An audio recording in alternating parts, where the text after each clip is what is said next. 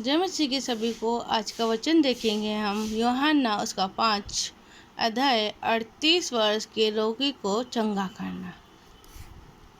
इन बातों के पश्चात यहूदी का एक पर्व हुआ और यीशु यरूशलेम को गया। यरूशलेम में बड़े भीड़ फाटक के पास एक कुंड है जो इब्रानी भाषा में बेसदा कहलाता है।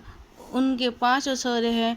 इनमें बहुत से बीमार, अंधे, लंगड़े और सूखे अंग वाले पानी की हिलाने की आशा में पड़े रहते हैं, क्योंकि नियुक्त समय पर परमेश्वर के स्वर्गदूत कुंड में उतर के पानी को हिलाया करते थे। पानी हिलते ही जो कोई पहले उतरता वह चंगा हो जाता था, चाहे उसकी कोई बीमारी क्यों ना हो। वहाँ एक मनुष्य था जो 38 वर्ष से बीमारी में पड़ा था। यीशु ने उसे पड़ा हुआ देखकर और ये जानकर कि वह बहुत दिनों से इस दशा में पड़ा है, उसे पूछा, क्या तू चंगा होना चाहता है? उस बीमार ने उसको उत्तर दिया, हाँ हे प्रभु, मेरे पास कोई मनुष्य नहीं कि जब कि पानी हिलाया जाए तो कुंड में उतरे, परंतु मेरे पोसते पोसते दूसरा मुझसे पहले उतर जाता है।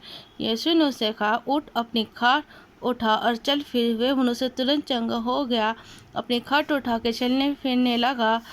वह सब्त का दिन था, इसलिए यहूदी उससे जो चंगा हुआ था कहने लगे, आज तो सब्त का दिन है, तुझे खाट उठाना उचित नहीं।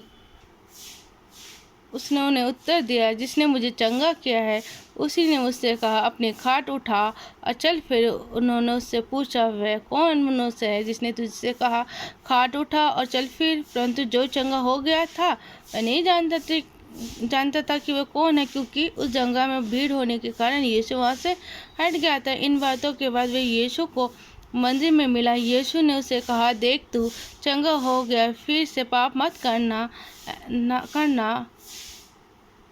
ना कि इससे कोई भारी विपत्ति उस पर आ पड़े। उस मनुष्य ने जान के यहूदी से कह दिया कि जिसने मुझे चंगा किया वो यीशु है।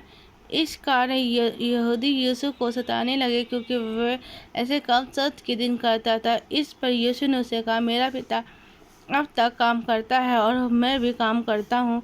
इस कारण यहूदी और भी अधिक उसके मार डालने का प्रयत्न करने लगे, क्योंकि वह न केवल परमेश्वर के दिन की विधि को तोड़ता था, परंतु परमेश्वर को अपना पिता कहकर अपने आप को परमेश्वर के तुल्य भी ठहराया करता था। आमीन।